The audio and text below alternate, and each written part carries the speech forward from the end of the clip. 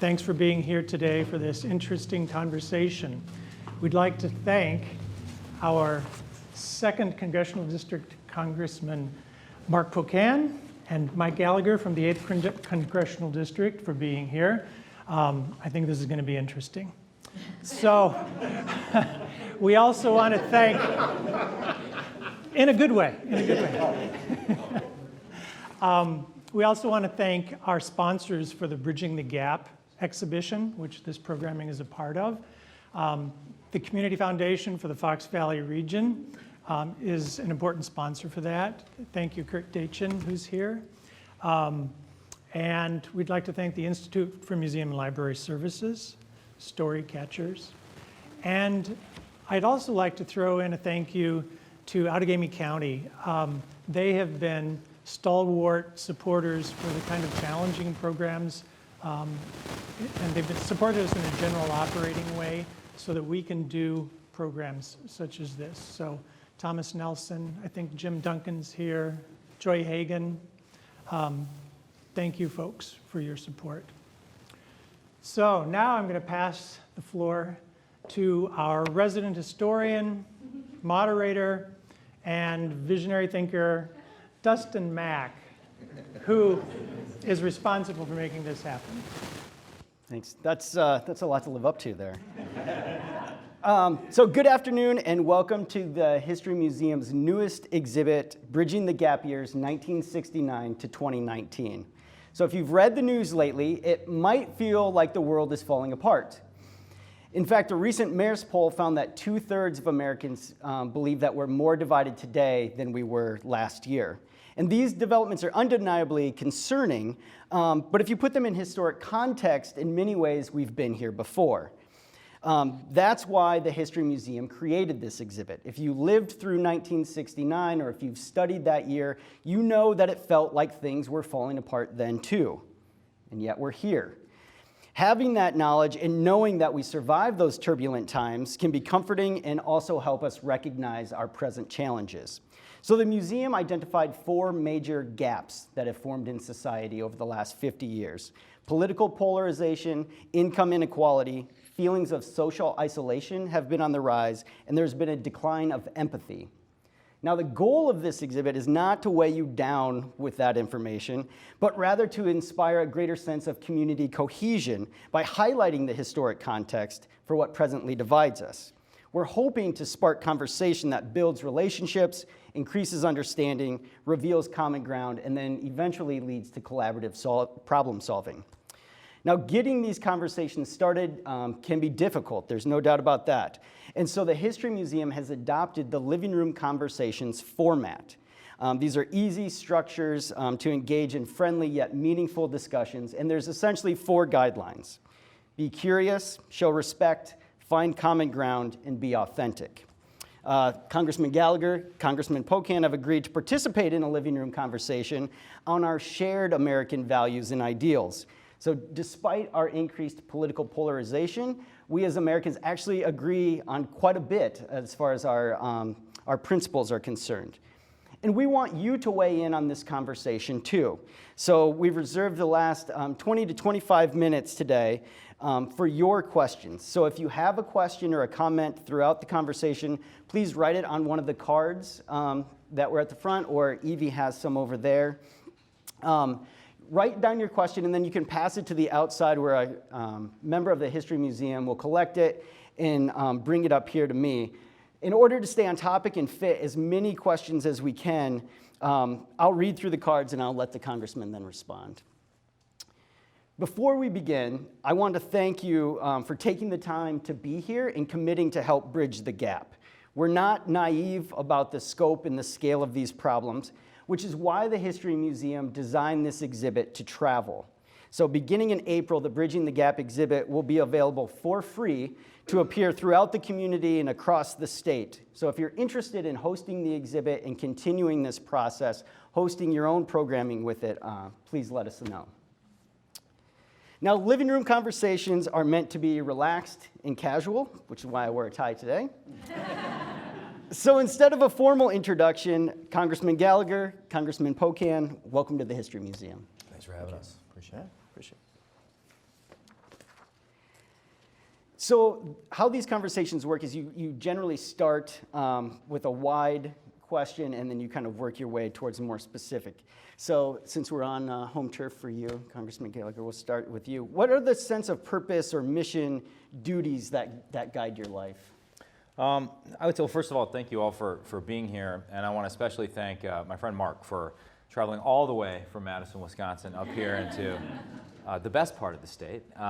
In all seriousness, Mark and I have done 2 town halls together before this, and I was saying before, I still have people coming up to me, and we don't agree on much, but I still have people coming up to me saying, wow, that was incredible. I just never see Republicans and Democrats talking to each other. And I think this is true of the entire Wisconsin delegation, which is 5 Republicans, 3 Democrats, and 1 Democratic senator, 1 Republican senator, is that I think unique among the rest of the delegations, we always try and work together for the good of Wisconsin and put Wisconsin first. And so thank you, Mark, for being here today.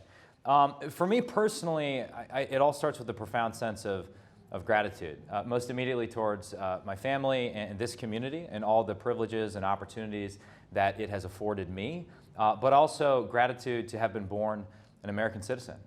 It's the greatest gift that I was perhaps ever given. And it wasn't until I left this country, it wasn't until I served in the military and saw some countries that don't have the freedom and the opportunity that we have here in America that I truly recognized how lucky we are to be American citizens. And so I came back just filled with a sense that I have to do everything humanly possible as one person to pay back that gift I was given, as we all do, every single day. And so it's that gratitude that animates my desire for public service and sort of frames how I think about most things in public life.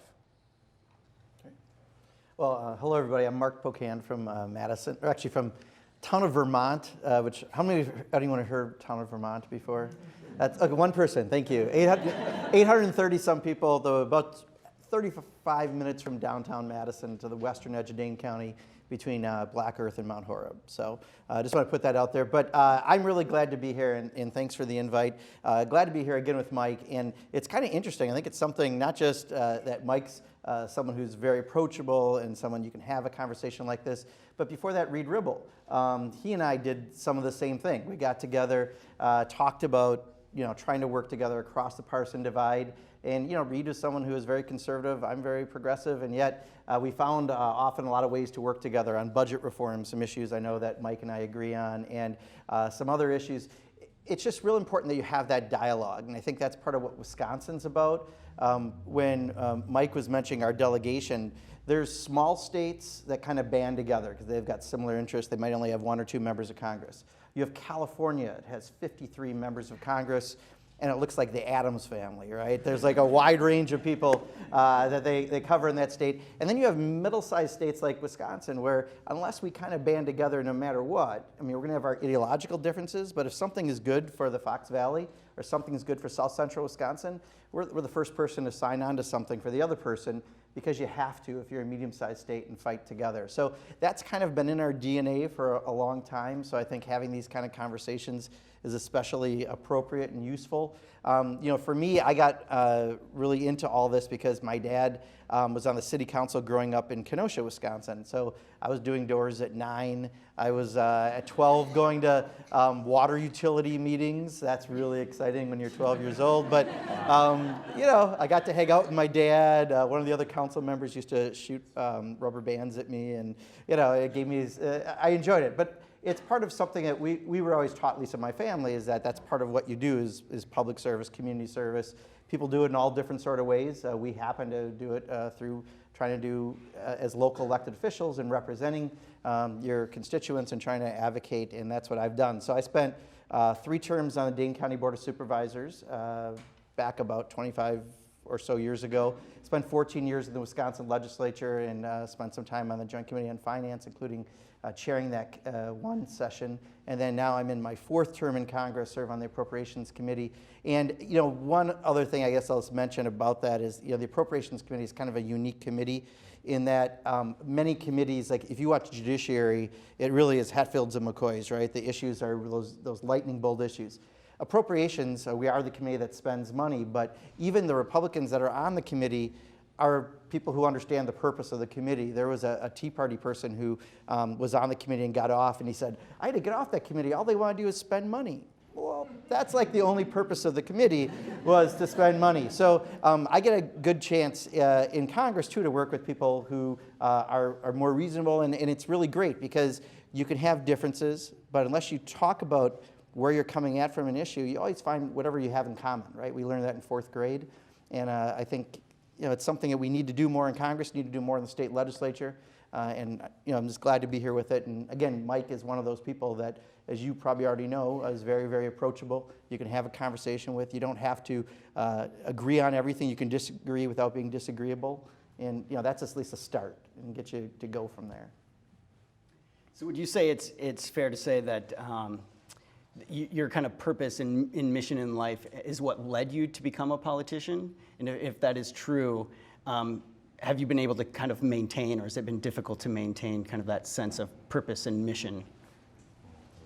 Sure. Yeah, sounds good. Well, I can tell you, one of the things that I really feel is from going from local government to state government to federal government is it is different at each level. Like at the local level, you could get things done much quicker. You're much quicker to the problems that people had.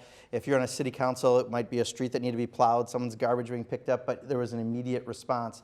Got to the state legislature, the timing took longer to get things done. So for some of the values you might have, you had to be willing to have a lot of patience to get those done. You get to Congress and you better have like an enormous amount of patience because even now the congressional majorities just changed from Republican to Democratic, but you still have a Republican Senate, Republican president. No matter what, we usually have divided government.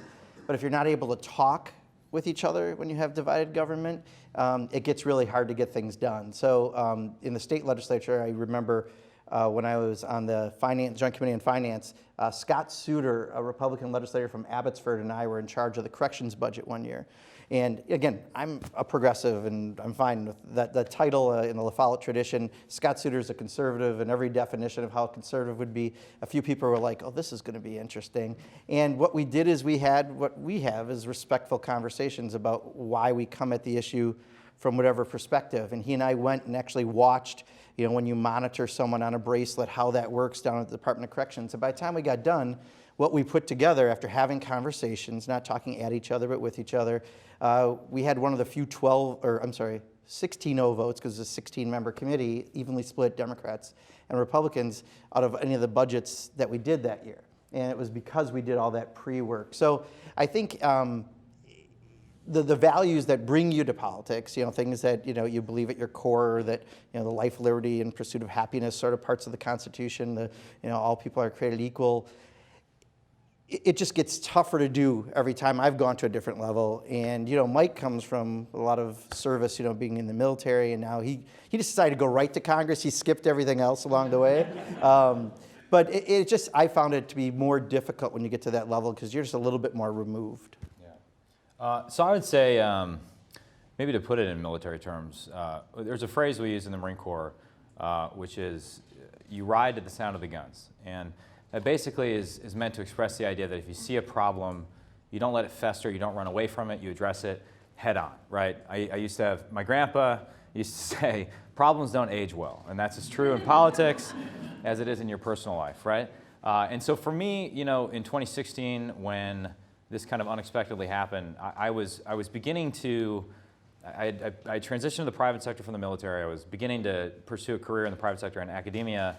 And I was starting to write articles kind of criticizing the direction of our foreign policy and a bunch of other things. And I just had this moment where I just thought, I gotta put my money where my mouth is and step up. And if I'm just throwing bombs from the cheap seats, that's not a good way to live. And that's not in keeping with what I was taught in the Marine Corps. And so that kind of animated my desire to get into public office. I will say, and this may sound naive, particularly from Mark's perspective, but I don't think about it like being a politician as the question phrased it. I think about it more in terms of a season of service, particularly at the federal level. I think that's kind of the model the framers had in mind. And so I intend to serve for a little bit and then go back home and hopefully can bring whatever experience I accumulated in my past life to this job and then vice versa when I leave. Great. You've both kind of touched on it in your other answers, but what are you most proud of as an American, of these American values, and why? So I would say Secretary Mattis had this great phrase, and I think it was when he was addressing a group of troops in Jordan a year and a half ago, former Secretary Mattis.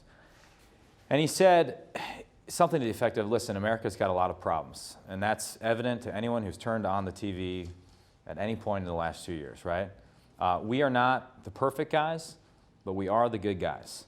And it is absolutely true in my mind that America has been a force for good in this world. That doesn't mean we've gotten everything right, but if you look at, I mean, to this day, people in foreign countries still look to America when they need help. And people are willing to sacrifice everything to just have a fraction of what we have in this country. And the American free enterprise system has had the practical effect of lifting hundreds of millions of people out of poverty since 1969. This has been the greatest reduction in poverty in the history of mankind. It's a remarkable achievement. And America, the American ideal, has been at the leading edge of that.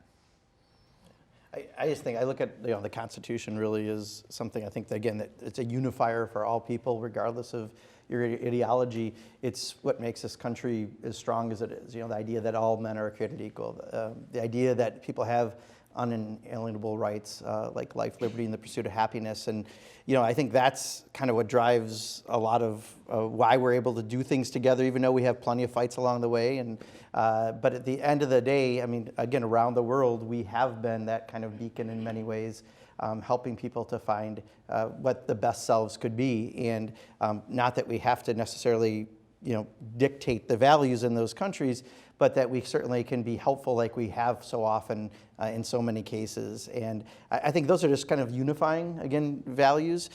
Nancy Pelosi says something, and she said it when I was a freshman, and I really appreciated, was values unite, issues divide. And I really feel that's true, is that a lot of these values we have is what we have in common. We might just have a different approach at how to get there, and once you talk to each other, you might even find you have a similar approach or a similar path. When you get to some of the specific issues is where often groups with special interest money come and try to make something really bad or make a word really bad, and then that's when everything blows up. But at the value level, we have a lot more in common. And so this room, I know who's here, and so I know that we can be very politically divided in this room alone.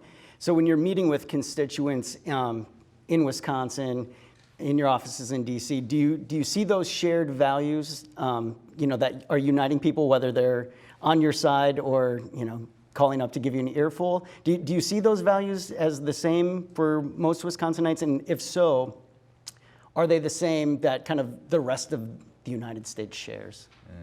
Yeah. Well, I mean, listen, I think you have to sometimes probe deeply and peel back a few layers of the political onion, as it were. And we live in a very heated moment right now. And part of the reason I get so concerned when the language of politics sort of adopts the language of warfare, or the practice of politics it becomes sort of a martial enterprise, is that gets it precisely wrong. I mean, the whole reason you have sort of a robust military in a dangerous world is to give yourself the opportunity to resolve disputes peacefully here at home. Another way of putting this would be to say we live in a very Machiavellian world, and in order to exist in a Machiavellian world, we have to keep our country safe and have a sort of Lockean political atmosphere here where we're not trying to tear each other apart, right? There are other countries where literally questions like healthcare, environmental issues, your basic opportunity are decided at the point of a gun. Like, we don't want to go down that road. And so I think we can all agree on that basic fact. And I think when you sort of peel back the layer or try and ask people questions about why they believe what they believe, I do think generally people in Northeast Wisconsin and Wisconsin in general want the same things, which is to say to be able to provide for their family, to pass on a same, if not a greater level of opportunity to their kids in the next generation that they inherited. Now, as Mark, I think, aptly pointed out, we can have dramatic and at times very intense disagreements about how we do that. But I think the beauty of the American experiment and idea is that it taps into some universal yearnings in the human heart for liberty, for equality, and opportunity that transcend time, and they transcend where you were born geographically, if that makes sense at all. So I think, when people come by the office and talk to you, I mean, one of the skills that I don't think enough people have is to be able to listen. That's our job, is to go and listen there, right? I look at my job as two ways. I go to Washington to represent the people of South Central Wisconsin and their values, and then I help to explain Washington back home, because it is a disconnect. If you watch the nightly news, you would think there's 20 members of Congress who really, really hate each other. And they forget about the other 500, some of us, that are there, because quite honestly, selling detergent doesn't happen when Mike and I are having a nice civil conversation in hands. If we were right now about to go fisticuffs, that would get coverage, and that would help sell detergent, and that's part of the purpose of the news.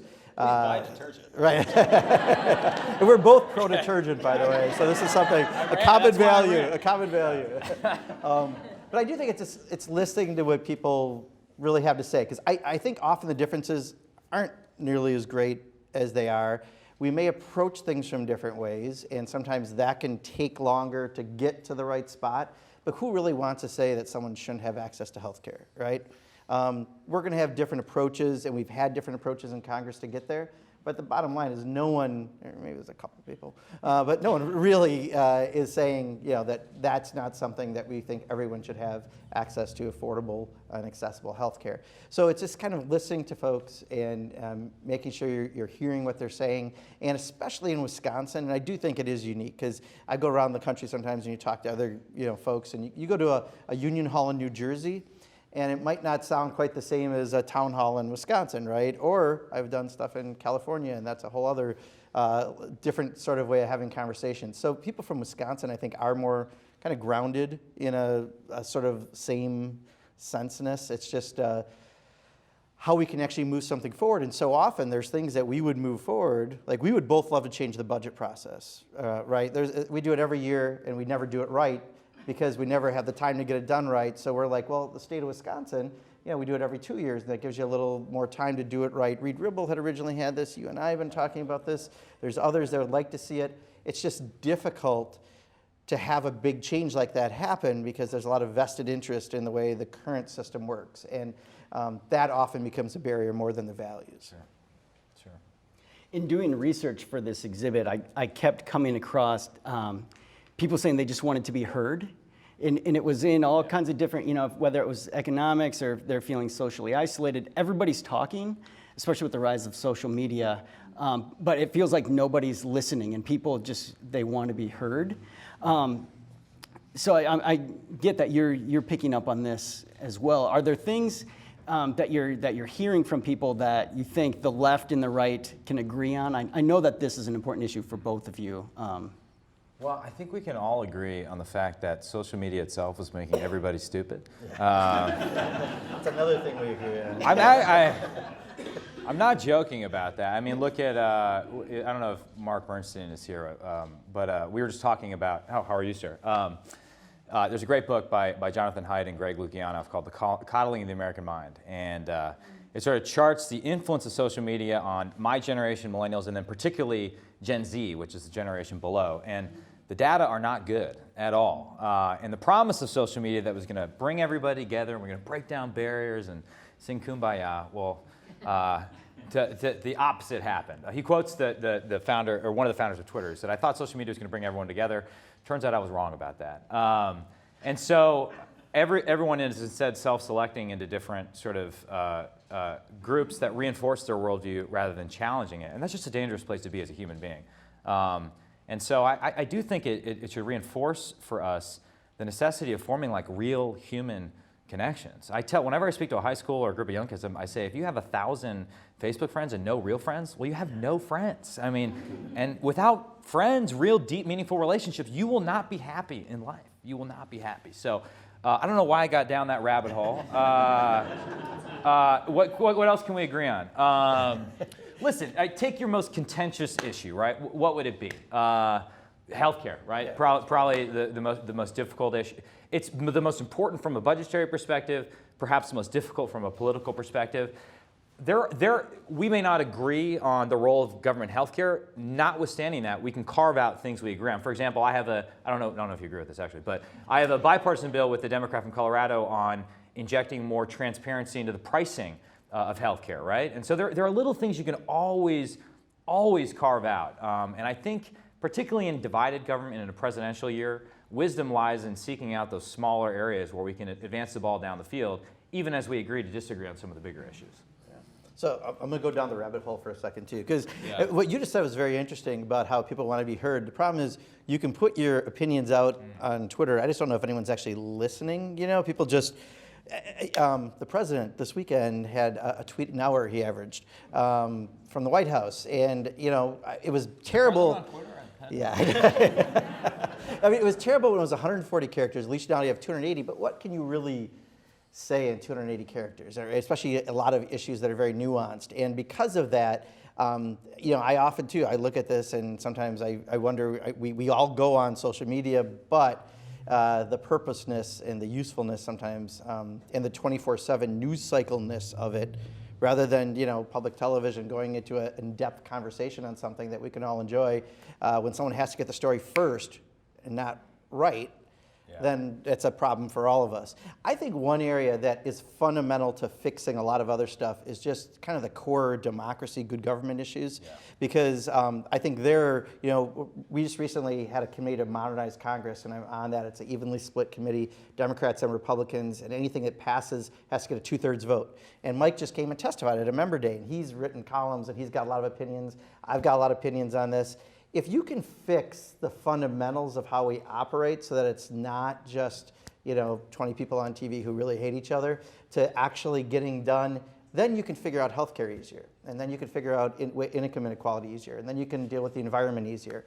But that's an area where I just do think there's a lot of promise. And I know the Democrats came out, our first bill, H.R. 1, was a bill to deal with campaign finance, election, and ethics reform. My guess is there are parts of it that Mike would like and others. And I think what our goal is now can we break it out into parts? Because, you know, there's some parts I can understand why maybe more partisan or people see as partisan, even if it's not intended that way. But if you can find what you've got in common and get some of those things done, it allows you to have a basis to get a lot of other things done. Can I just quickly add? So I think when we did a discussion at Northwestern Mutual, Mark started talking about his ideas for changing the schedule under which Congress operates, right? Because right now it's you parachute in on a Tuesday and then you hightail out of town on a Thursday, and a lot of the time spent raising money. And so the practical effect is members of Congress don't spend a lot of time actually doing their job. And so Mark had an idea, I think, was it for 2 weeks on, 2 weeks off, where you actually get more time in DC and more quality time in your district.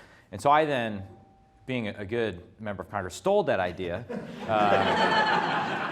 And did not footnote you when I wrote about it in an article. But simple process reforms like that, until we have systemic process reform, I tend to think that the jerseys may change, the speaker's gavel may change, but we're going to keep getting the same outcome, regardless of who's in charge, until we change the way Washington operates. And on that, I think we agree on a lot of stuff.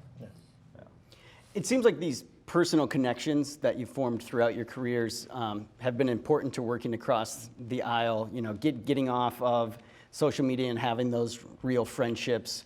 That was part of the impetus for this exhibit is, you know, you can go home over the holidays or a dinner party with friends and you can disagree on just about anything and everything, but you walk out of there not hating the other person because you know at the end of the day they're a fundamentally good human being.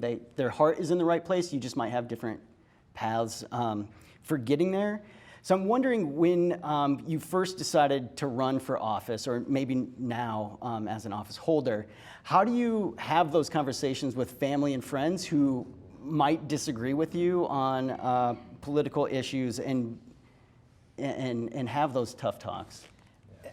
To me, this is still one of those fourth grade things, right? I mean, you know, how you operate when you got friends when you were a kid is find out what you got in common and then try to build off of that, not what you don't have in common. It's so easy to find what makes you different, and I could have something different with every person, therefore not a friendship, or I could find what I have in common with every person here and have a basis to get a whole lot more done. So, and it's so rare to even see that happen. We had recently something, and this is a little embarrassing, but it's kind of funny. On the floor of the Congress, we're doing an amendment for our H.R. 1 bill, and Rodney Davis from Illinois, who's a nice guy, classy guy, is leading the debate on the Republican side, and I had an amendment up, and it was about, right now with the census, it's an obscure issue. I'll try to do it quickly. But funding goes to where you're housed in a prison rather than the community you came from or going back to, and it can hurt some communities how it's done. There's the census did a survey of it, and over 77,000 people responded, and only 4 people thought that was a good idea.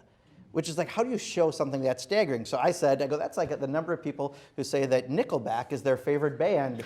And it was just kind of a joke. And then also Rodney Davis gets, how dare you? I love Nickelback. And we did it, but we did it in a totally light way. And it was so fun back and forth. And then he said he doesn't want to get me in trouble back home with my Nickelback fans. And I thanked him for his brave admission of his fandom of Nickelback. And it was totally silly and stupid at one level, but at another level, it showed that that's what's missing. And I've had people I don't even know in your caucus come up to me now and want to talk about Nickelback and other stuff just because they're desperate for someone who wanted to connect at a level that wasn't just with, aggression on an issue or something. So I just think that we all need to go back to remember those 4th grade skills about making friends. And if you use that, you can make it apply to a lot in elected office. Well, put me in the anti-Nickelback camp officially. I'm on that side too. But I totally agree. It can be hard though. To your original question, I mean, I had this debate. My dad he's retired now. He spends all his time on Facebook. I'm like, Dad, you're killing me. He's being radicalized every single day. And it can take a toll on your personal relationships, right? And I think it's a shame that the political has to become so personal at times, but it does it goes back to basic Wisconsin values of treating people with respect. And maybe if I could just address, I'm sure there's some cynics in the audience, or what I hear a lot, particularly from people in my own party, is, well, you think you can be nice to Democrats and somehow they're going to agree with you. And I think I understand the intent of the question, but on some level, yes, I do. Arthur Brooks has a great new book called Love Your Enemy, and he makes the fundamental point that no one's ever been insulted into agreement, right? Politics is the art of persuasion. If you want to bring people around to your side, the worst way to do it is to start off by saying, you suck and hate America. Okay, there's no conversation, then we're just on different tracks, right? And so there is like a practical element if you want to get anything done to sort of being nice to people. And that I think is just part of the Wisconsin way, too. Otherwise, you're just going to be talking to yourself, which is, again, that's a dangerous thing to do. I do it a lot now, though, I think. Now's the chance if you want to write down your questions and pass them over to either Evie or Matt over here on the side, and we'll let them join the conversation a little bit. Mark, are you going to do a magic trick for us up here? So Mark's an accomplished magician. For those of you who don't know this, I believe you paid your way through college doing magic tricks. He actually did a magic trick where I was like the fool in the trick. No, you weren't here. A fool. No. What do you call that? Volunteer. The volunteer, yeah. He sawed me in half. Yeah. Do you still do that every week? Yeah. Well, we have. I do Magic Mondays. So talk about trying to break through what politics is, because I did magic since I was a kid and have a lot of friends from doing that over the years. Every Monday I try to talk about Washington doing a magic trick. We call it Magic Mondays. It's on our social media. But the first year I did it, that was 52 magic tricks with this other day job called Congress. So I realized I had to start doing it like every other week, and we put some other people and stuff on there. But yeah, and Mike was nice enough to be a volunteer to do a trick with me upstairs in the Houdini Museum, and so that was great. I know this is going to be used against me in an ad at some point. I hope that's not true. As outsiders, looking in at Washington, are there times, kind of behind the scenes, off camera, where it's designed for Republicans and Democrats to interact with one another and try to form those personal relationships, or do you have to go out seeking those? I would say, in my opinion, not nearly enough. I just remember from the freshman training we had, and I would never forget this, we had 2 weeks of official training, and while you had the formal training together as freshmen, Democrats and Republicans, where you'd actually get to know each other social times, they separated us for over 2 weeks, all but 2 meals we had together, you were separated by party. And of course, your party leadership wanted to get their hooks into you because they want to convince you to, whatever they wanted to convince you of. And it was very difficult from the very beginning. And even now, as part of the schedule change that we've been advocating for, is when you fly in on a Monday, it's a Monday, Thursday, or a Tuesday, Friday week. I have had 9 of my last 13 flight days either seriously delayed or canceled. And of the 4 good ones, 2 of those were hour late. I don't call an hour delay a delay anymore. That's like a good day. And because of it, so you fly in on Tuesday and you get nothing done. You have first votes and they're light votes just to get people in town. You have 2 full days of work. And then generally you end the last day by noon because everyone's got to get back home to Seattle, California, wherever they got to fly to. So you have a limited amount of time, and during that time, people are busy fundraising and doing other things also that they need to do, but there's no real time to get together. If you had 2 5-day weeks instead of 3 4-day weeks, with all that time I get to meet people on the airplane, because that's the time that I have, you would actually have more floor time to get more work done, and then more time to actually get to know people, because you can't, constantly be doing some of the other stuff, and you'd stay over the weekend maybe and get to know people. Then you get home for 2 full weeks to get around your district like you should and get to every community, including places like the town of Vermont, and talk to people. But it would be the best of all worlds. You'd still have your work time. You'd have some time almost that you'd naturally run into each other, because even though Washington, D.C. sounds big, it's not that big of a city, you do run into people. And then you'd have time to get back home and do what you also need to do. And with a lot of people with young families getting elected, especially this newest class, I want them home with their younger kids, right? And if they're going to be gone flying in an airplane anyway, why not just have them in Washington working rather than just on an airplane? Yeah. The less time I could spend in O'Hare, that would be great. The 7th layer of hell. Yeah, I do Detroit. Yeah. Detroit is a better option. So I agree with every single word you just said. The demands of time mean that you have to seek out those relationships, because they won't. There's no organic way for them to form otherwise. So I have it wasn't until the policy retreat we did as freshmen that I got to know some people on the other side of the aisle. For example, a colleague of mine, Raj Krishnamurthy, who's a Democrat, who actually has a piece of O'Hare in his district, so I'm always complaining to him about that. We just started talking about sort of what I imagine your data suggests, which is to say the middle class is sort of increasingly hollowed out, why that is, sort of, and we just were fascinated by this issue, didn't come at it with sort of pre-existing notions about how we might fix it, but we formed something called the Middle Class Jobs Caucus, and we just did a series of monthly meetings with outside experts to kind of figure out what's going on with the middle class, and out of that, we passed a bill on AI and how that's going to impact the workforce going forward. Raj led the fight on the Career and Technical Education for the 21st Century Act that was born out of that. So from those little relationships, big things can happen, and so you got to seek it out, otherwise it's not going to happen. All right. We're now expecting big things from this relationship. Just no pressure. No problem. Yeah, and I still talk to Reed Ribble, by the way, for those of you who, Reed used to be here. He's in Tennessee now, and I was talking to him about something, and he, believe it or not, I probably shouldn't say this, because I don't want to this is not to get Reed in trouble, it's just to show you how, the relationships have value over time. We were trying to help land the Democratic Convention for Milwaukee because it's $100 million of economic activity. Doesn't matter where you come ideologically, $100 million is good coming into your state. So they had me calling Reed trying to do a connection, and Reed's like, absolutely, whatever I could do to help. And so it's great that they continue even after someone's gone out. Sure.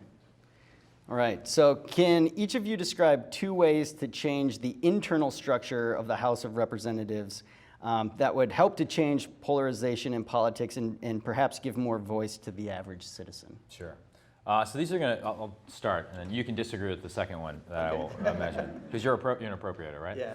Okay, you're not going to like it. There's Democrats, there's Republicans, and there's appropriators. Yeah, that's so right. we kind of sometimes. That's right. Yeah, the appropriators have all the power. So I think if you look at the evolution of Congress, particularly since the 70s, so 70s kind of shortly what happened. You have the War Powers Resolution in 73. These are the Watergate babies trying to take back authority from the Nixon administration. Basically the opposite happened. Budget Control and Empowerment Act of 1974, trying to take back budgetary authority from the presidency. Opposite happened. National Emergencies Act of 1976, trying to take back power from the executive. The opposite happened. So Congress has been surrendering its authority to the executive branch consistently under Democrats and Republicans for the last 5 decades at least. And so the question is, how do you change that?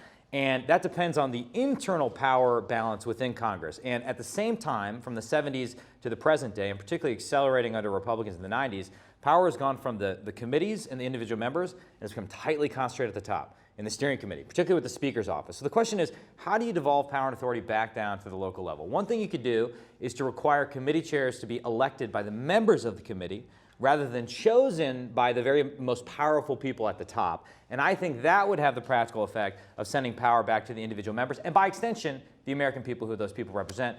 The second thing I would recommend, that Mark may have a different opinion on, is this distinction between authorizing committees that say, here's what the federal government is allowed to do, and appropriating committees who actually give the federal government the money to do that thing, is an arbitrary one that dates back to the date of John Quincy Adams.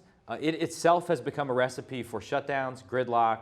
It makes no sense to me at all. I would advocate for collapsing the Appropriations Committee into the standing authorizing committees that both authorize and appropriate simultaneously. And again, I think that would make the individual work of every member more meaningful because they would be on a more powerful committee. And so, Mark, for the good of the country, please give up your power. So I'm not going to trash John Quincy Adams today. I'm I knew John Quincy Adams. You, sir, are no John Quincy Adams. So the first part I completely agree with. I mean, this is part of the problem I was explaining with our freshman training. You were separated, so leadership told you where to go because they want to have you go to them for everything. And the more you can empower members, and I totally agree, it has been Democratic and Republican devolving of power to the executive branch to the point that I would argue the authorization to go into war that happened after 9/11, in the Constitution, it's Article 1, Section 8 that says Congress has that ability. We're supposed to be the ones, and yet both Democratic and Republican presidents have not come to Congress when they should. So right now we have a resolution on Yemen just because of this, that we're trying to make sure that Congress has a say, because otherwise 150 kids in a day are dying in Yemen, and the U.S. is involved, and we have to be brought in. And same thing could happen in Venezuela and other spots. So I think all that we agree on. Obviously on the appropriation side, I think the difficulty with what you're proposing is we even have to go a step 30,000 foot to the budgetary stuff, right? I mean, the fact that even with this structure, you can't get a budget done every year, or we have omnibus or minibuses. They're awful, because what happens is even the Appropriations Committee isn't doing it. It's back to leadership is doing a budget, and you have an up or down vote, unamendable. So it's shut down or not. Well, then we got to make a decision. Are you going to vote for a shutdown or not? And that's no way to have a budgeting process. So I would argue, even just going back to that 30,000 foot, that idea of if you had it every other year, one year you could actually do the proper review and analysis, and one year you actually do the budget. And if you get behind, you've got that second year as a lag year to kind of help you. But there's just fundamental kind of changes like that. And then, and a big reason I'm on this modernization committee is for a lot of these reasons. There are so many things that Glenn Grothman, who represented parts of Wisconsin in the Wisconsin legislature, I mean, he and I could probably not be more different as people on many, many levels. Fair? You don't have to answer that. That's okay. All right, no comment. Yet, what he and I both look at Washington, and so many times when he first got elected, come to going, oh, God, this makes no sense. And he's right. There's a lot of Washington that doesn't make sense, that we got things done way better in how the legislature runs here. Don't forget, we have nonpartisan fiscal bureau, reference bureau, audit bureau. And we have all these structures that worked really well that other states copied. So I guess you get spoiled when you go through here. You see some really good practices, and then you get there and you see a lot that needs work. So. Sure. Should political parties and partisan elected officials be prohibited from funding campaigns for fellow party members? Interesting. So I would say this. I introduced a bill that dramatically restricted the use of what's called leadership PACs, which is one of the primary mechanisms whereby party members are able to give money to other members. And what we saw is there's been patterns of abuses where people use their leadership PAC to fly everywhere and pay for things that they shouldn't be paying for. And it's just yet another sort of entity that you can create to store money in that makes little to no sense to me. So I do think there's something to the idea of restricting the use of leadership PACs. Quite honestly, I don't know what else could be done. My sort of core convictions when it comes to the role of money in politics are that we should prohibit the ability to raise money while Congress is in session, because you just need to force people to do their actual job. I'd be for greater transparency, if not full transparency, on the soft money side. I think there's a natural disruption happening right now where we can look at the way money's spent in campaigns, and a ton of it's just wasted on political consultants or polling that, you spend $15,000 to get a poll that says, hey, people like that you were in the military. I'm like, oh, wow, cool, I didn't know that.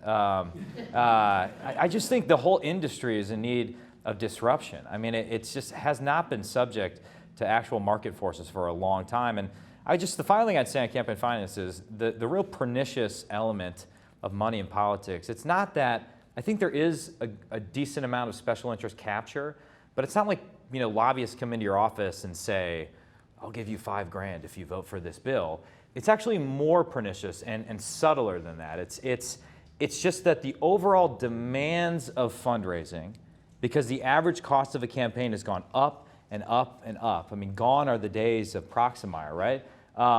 You have to raise $3 million to run for Congress. That's absurd. If you're spending all your time having to raise money, and some of that is because of campaign finance reform that actually had unintended consequences, well, then you're not spending your time doing your job. That's a hard problem to solve, and I'd be lying to you if I said I figured out a silver bullet solution. So I think the amount of money that comes from other Democrats to candidates is a very, very, very small amount of money. In fact, it's got maximum amounts on what you can give. So it's not the biggest part of the problem. I think you got to go after, bring this up to the 30,000-foot level. I mean, I am someone who has been an advocate when I was in the Wisconsin legislature of 100% public financing of campaigns. Take out every single special interest dollar, because it does have a terrible influence on the process, from escalating the amounts of money, which means you're always fundraising, to I think people do have pretty direct things they expect when they're giving you money. This year, after the November election, I was really inspired by the new class. 36 people ran and got elected on taking no corporate PAC money whatsoever. And there were only 5 or 6 people in the House of Representatives that previously weren't. 36 new people. Suddenly that's 10% of Congress. You can change stuff. So based on that, I took a pledge to no longer take corporate PAC money, and that's going to cost, last cycle I think it was $185,000. And not every corporation at all is trying to connect dots, but unfortunately too many of them do try to. And the process of the escalating money and what it does, I just think if the more we can separate that out, would be significantly helpful.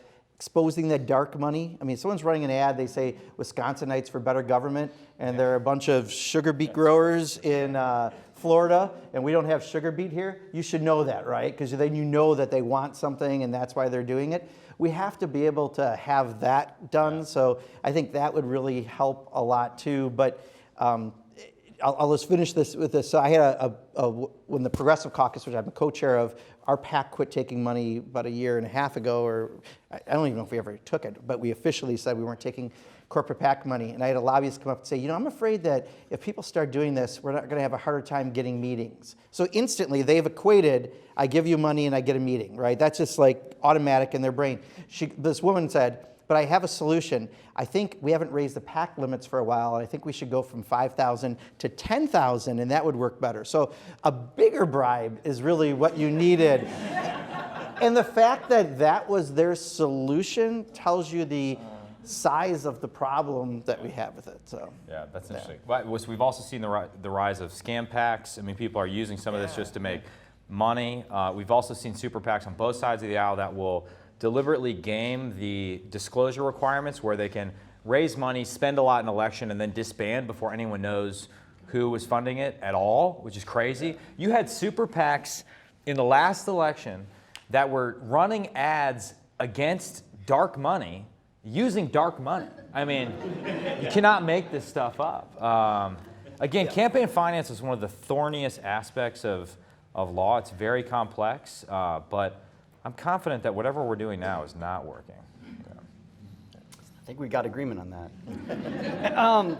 So how would you characterize your shared values in terms of future generations, and what can be done in the near future to kind of ensure delivery of those shared values, or kind of inspire the continuation of those shared values? Sure. Well, listen, I spent a lot of time thinking about, how can we inspire the next generation to a life of service, right? I mean, which I actually think is sort of paradoxically the best path to happiness. It's certainly been true in my own life that the less I thought about myself, the more happy I was personally, and the more I thought about other people, the more fulfilled I was as a human being. And so whether it's service in the military, whether it's service in the Peace Corps, my brother joined the Peace Corps out of Southwest High School in Green Bay, whether it's working for the World Bank or whatever you want to do, right? There are ways we can serve our community and our country, and I think that message is one that needs to be delivered to the next generation, that there's a whole world out there, and there's a world outside your Instagram feed or Snapchat that you need to get involved in. And creating a generation of lifelong learners, right? I mean, if you look at the data for my generation and Gen Z, we're probably going to hold jobs for on average less than 5 years. So that old model of people working, at the paper mill for 30 years, it's going to still be true for some people, but there's going to be rapid disruption in industry after industry. Automation's already disrupting a lot of jobs. AI-enabled automation is going to disrupt a ton of jobs. And so we really need to create a generation of resilient people that can survive, that can learn and survive in new and different industries. And I'm not sure we're meeting the mark right now. The final thing I'd say, sorry to go on, is someone who comes kind of from a foreign policy background. I mean, right now we are in a very intense struggle largely with the Chinese Communist Party for what the world is going to look like over the next 100 years. They have a dramatically different vision for what they want the world to look like than America and our free world allies want it to look like. And so at the very least, I would like to be able to look at that next generation and say, we didn't screw this thing up. Because, I mean, think about it. What other quarter century in the last 100 years would you rather have lived in? Notwithstanding all our problems, right? Pick one. Vietnam, World War II. I mean, we've had it really good in the modern era, but we can take it for granted. The free world order that we've built through American sacrifice, it's like oxygen. You don't notice it, but you're going to miss it when it's gone. So this is one where I think, especially the youngest, I don't know, what is the current population if you're high school, college? What's the demographic we call it? I don't know. Z? Okay. So, terrible name.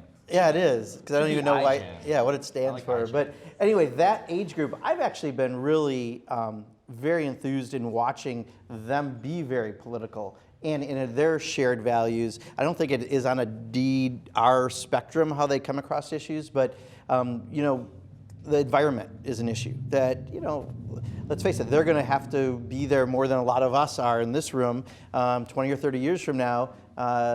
They're going to first be having families and have a good environment for their kids and grandkids. And they've been really outspoken on this issue. And even though New Green Deal is very amorphous, it's like everything and it's nothing all at once, it's really saying we have to address climate change in a serious and substantive way, because we've had major reports that say we're maybe past the point of no return, and if you don't do something big now and keep putting it off like we too often have, they're not going to have that left. So they've stood up on that. On guns, when you had the shootings in schools, and it was frustrating for me is every time on the floor of Congress after a shooting, we would have a moment of silence.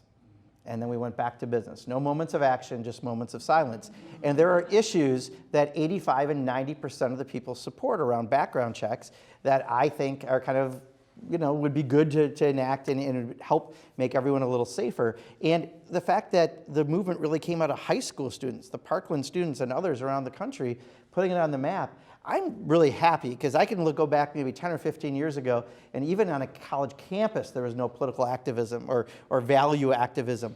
Now I'm seeing it in high school kids who are organizing a Human Rights Week at East High School in Madison, and I spoke at. And I was so impressed that it's high school kids putting this together. So I think in many ways they're dealing with it on their own with their shared values, and what comes out of that along the political spectrum, I don't know. But I'm just really happy to see an activism at that level. I'm going to put these two questions together because I think they kind of go hand in hand. But how does gerrymandering contribute to political polarization? And then is it time for or term limits in Congress? So yes on that second one. I'll address that in a second. So gerrymandering, I think, is a problem. I don't think it's like the biggest problem necessarily, but it has been abused by Democrats and Republicans over the years.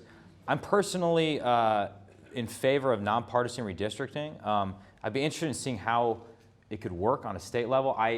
One of the things I disagree with in H.R. 1 was the idea that the federal government should sort of mandate to the states how they do their own districting. I think that's a state level function, but we in Wisconsin should argue over that. And so there's got to be a more equitable way to draw the districts. But on term limits, I am like a term limits fanatic. It won't solve all our problems, but I think it would have a transformative effect on the culture in Washington, D.C.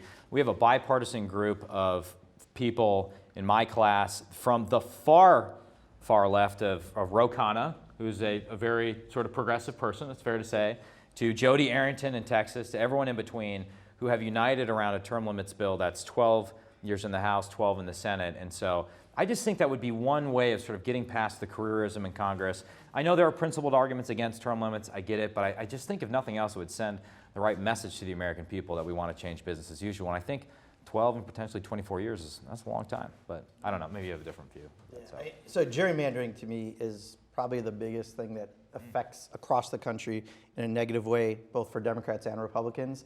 When politicians are picking their voters rather than voters picking their politicians, all kinds of bad happens. So in Wisconsin, in the state assembly, we had 54% of the people who voted for Democratic candidates, and they got 36% of the assembly seats. That's a problem, right? Because that's not clearly where people were voting. You can point to Maryland and Illinois, where there's gerrymandering by Democrats, and you can point to Wisconsin and Pennsylvania, which did get fixed through the courts, Michigan, Ohio, other places gerrymandered by Republicans. But when you have that, one of the problems we've had that's made everything so dysfunctional since 2010 is when you have, at best, 20% of the congressional seats are competitive in the country in any given cycle. That means primaries can be where the competition happens, so then people appeal to the farthest places they can possibly appeal, and we saw the rise of the Tea Party kind of out of that. And I'm not saying everyone who's in the Tea Party is bad, but there are a lot of that mentality has been our real problem, and people who won't vote for budget bills, period, when that's part of what you run for office and have to do. So to me, gerrymandering is like at the very top of the list if you're going to correct things. And I totally agree. A public commission doing it like they do in Iowa makes a lot of sense. Take it away from the politicians, and to be fair, if we were 2 years away from and you were planning on being here for 4 years yet, you might care about where you live and where they draw the lines. Politicians naturally have done that. I've watched that through many seasons of redistricting. So that would really help to take that out. On term limits, I don't see that as the problem per se. The term limits are the election process. So if you have fair districts and you don't have gerrymandering, you can then, your vote means a little more in deciding whether someone stays or not. But I don't point to saying the problem right now in Congress is so-and-so who's been there 20 years. No one actually says that. So it's not that that person is the problem because of a term limit. It's more of the process and the procedures that we have. There are some freshmen who've come in who've been extremely divisive. And that doesn't help. I am not naming names on your side of the aisle. But so that happens, they're brand new, and yet there's other people who've been around forever who, John Lewis, I got to imagine just about everyone respects John Lewis in Congress. He is an institution, and I would not say he has to leave simply because we need a term limit when he's like one of these people that really is inspiring and unifying. And so I don't know if that's the answer. Maybe there's some other ways to look at it, but if you got gerrymandering and people actually, their vote matters, and you have to talk to everybody in your district, right now you don't. If 80% of the districts are either very red or very blue, you wind up talking to people who are red or blue, right? And if you really want to talk to everybody, you have to have a district that's a little closer. I wonder if there's a way just to get more people to vote that satisfies the concerns about voter fraud. And I've been intrigued by some of the experiments we're doing with, I think West Virginia did it, and now Denver's doing it at the municipal level with blockchain-enabled mobile voting. So theoretically, blockchain allows you to authenticate that it's you voting and you're an American citizen, you've registered to vote, et cetera, et cetera. It might be a way to get more people participating. I want to quick note that John Lewis and you would not be affected by my bill on term limits because it only applies to my class and all subsequent classes. Okay. So we phase it in over time. The final point I would make, and this is a question for the historian since we're in a museum, is shouldn't it be gerrymandering? It was Elbridge Gary, right? This is driving me crazy. We've got, that was his name. Someone solve that and get back to me. Yeah. The problem is we speak English and murder all the Yeah. words. The next three questions are in the similar vein. So they deal with climate change, Is there any kind of small pieces, you know, that can be carved out, that can be agreed on? And this one relates to the EPA. So I think they're all kind of go hand in hand. So I would say, and I want to thank Pat and everyone else from the Citizens Climate Lobby who came to my office yesterday, and we had a great conversation. And while I'm sure I didn't go as far as they wanted me to go, I do think there's some areas we can still carve out. So for example, what I've said for those who are arguing for a carbon tax, maybe a starting point is to take a look at all the loopholes and deductions that are in the tax code for big energy companies, particularly fossil fuel burning energy companies, and get rid of those. And from a conservative perspective, I'm in favor of as much simplification of the tax code as humanly possible. I would also be in favor of enhanced R&D when it comes to next generation battery technology and nuclear microreactor technology. If you look at where countries like China are investing, really that's where it is. Bill Gates, who is a huge activist when it comes to climate change, he's focusing a lot of his money and energy, particularly on the nuclear side of the equation. It's a huge issue for the military because you think about a military base, it's connected to the grid. The grid is vulnerable to cyber attacks. If you can get off the grid and connect it to a small nuclear reactor, it just makes it that much more survivable, but the technology is not quite there right now because we haven't focused on it from a federal level. So I think, you know, Mark will have a different approach, but I think, yes, there are some things we can do. And then in Wisconsin, just on environmental issues, so for example, I have a thing called the Save the Bay Initiative. We just had a meeting yesterday where we try and think about clean water and what we can do to bring people together. I think in our neck of the woods, there's certainly more action we need to take on the PFAS issue. And I just joined the PFAS task force in Congress, and we're thinking of some legislation right now. I think there's a lot of ways where we can bring people together on the stuff, even while we may not agree on everything.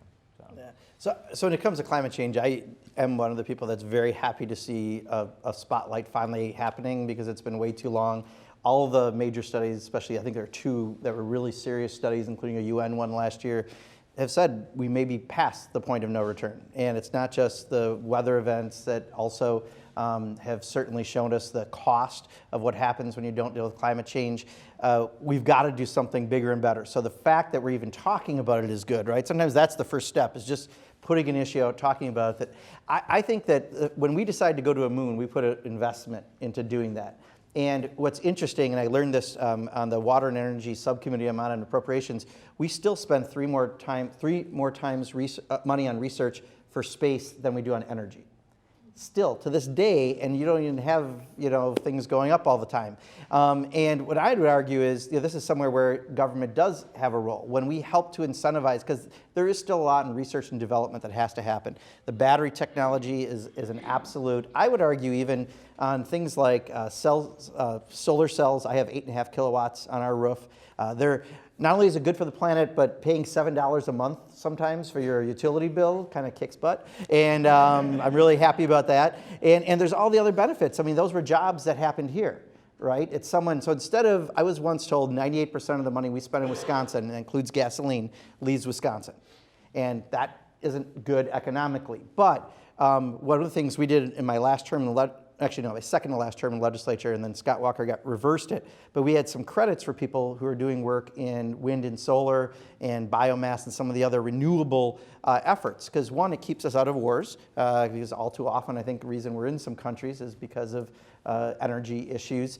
And two, if we can incentivize to do that, those are all jobs, good paying, family supporting jobs that you can do right here. And we did pick up a bunch, and then when it changed, a lot of them left. Because think about it, a giant windmill blade that's way wider than this room is, you don't want to move, you can't move from another country easily. So you want to build it somewhere that's close to where you're using it. And it just makes a lot of sense for us to figure out how to put some serious resources. If we're still putting 3 times more into space exploration than we are energy exploration, I would argue that that would be a good area to work and incentivize and work with businesses that are trying to do some of that work, because we do need to do some research and development first, especially on the battery side, to get there. And in my district, I actually have some of those companies that are doing some really amazing work, and they actually get some money even from the Department of Defense, because you can't have a submarine with a lithium battery that might catch on fire, right? That's just going to be problematic. Yeah, it's a bad thing across the board. Yeah. But same thing with my solar. I sell back into the grid. Wisconsin, we're one of the worst states for this in the country. I get the wholesale rate, so I get 1/4 of what I'm paying for it when I sell back in. When if I had the battery technology was there, which it's not, it's about $10,000 for a battery. I would just be able to hold it in my own home and be able to do it that way. So by way of concluding today, I want you to give us all homework. So what's the takeaway from this conversation, the things that we can do in our daily lives that can work towards solving some of the problems that we've talked about today in a bipartisan fashion? That's a great question. Oh my gosh. Oh man. I don't know, you have a ready-made answer while I can think of something? No, I'll go ahead and start. Okay. I'll be glad to. Yeah. I think it's just the conversations like we're having today, like having at that level, right? Finding out what you have in common rather than what you don't. It's so much easier to do the other side, but instead if you actually find out that shared value, it gets you farther to getting what we're trying to get done. Reaching out to our elected officials, either of us, if you live in our district, and I think almost all of you probably live in Mike's, but reach out to him, whether you agree or disagree with him. It's good for him to know where you stand and to let him know what he's doing, and especially reinforce, Mike has taken some pretty gutsy votes because it is hard by either party to do much to deviate. And he recently was one of 13 people in the House of Representatives. Don't remind people about that. Sorry for some people, but I just to have an emergency declaration and then immediately go golfing at Mar-a-Lago is not an emergency declaration by what I think most of us have thought about. We're having such a nice conversation. But to his credit, he voted in a way that his party would not have wanted him to. And you know what? That reinforcement is good. But then again, if he does something really bad, which I'm sure he's going to do very soon, go ahead and reach out to him on that. But it's important because every week we get a tally, and I'm sure you do the same thing. You know every call, every email, every postcard that comes in the office. We really do follow that. So help us to do better, for one, and just in those conversations you have with everyone. Just remember, you can never start a good conversation when you tell someone what they're doing all wrong. Right? I think what's the ratio they tell you in like business management school? It's like 3 positive things to 1 negative thing or something. But also that's common sense. If you're gonna have a friend, you better be at least 3 times more friendly than unfriendly. Let's just have more conversations like that, and I think it'll help us. So I would say, this may sound weird, but probably the hardest thing to do, I think in the present day, and particularly in a political context, is just to think for yourself. And how do you think for yourself? It's a very difficult thing. We all come into any situation with a great deal of cognitive biases, confirmation biases. It's very, very difficult to escape the trap of groupthink. One sort of life hack that's been useful to me, and I would encourage everyone to try it, is just find like 1 day a week, usually Sunday works, particularly if you're a religious person, and just try and unplug as much as humanly possible. Don't check your phone, don't check your email, don't turn on cable news. Just, if you're gonna read, read deeply, read actual books that have stood the test of time, just step back once a week, all right? So you just get out of the tyranny of the immediate and just all the noise that we consume on a daily basis. The second thing I'd say is if you don't have time to sort of read some of the books that I mentioned before, one of the authors, Jonathan Haidt, who I recommend, has a great TED Talk where he talks about political divides and he talks about some of the stuff we talked about and sort of how climate change is for Democrats as the debt is for Republicans. And he talks about how neither side can sort of see both issues the same way. I think it's 15 minutes that would be worth your time to think about how you could potentially bridge the gap. And the final thing I'd say for any young people in the audience, although we don't have many, yeah, we got Josh back there bringing the median age down. Yeah.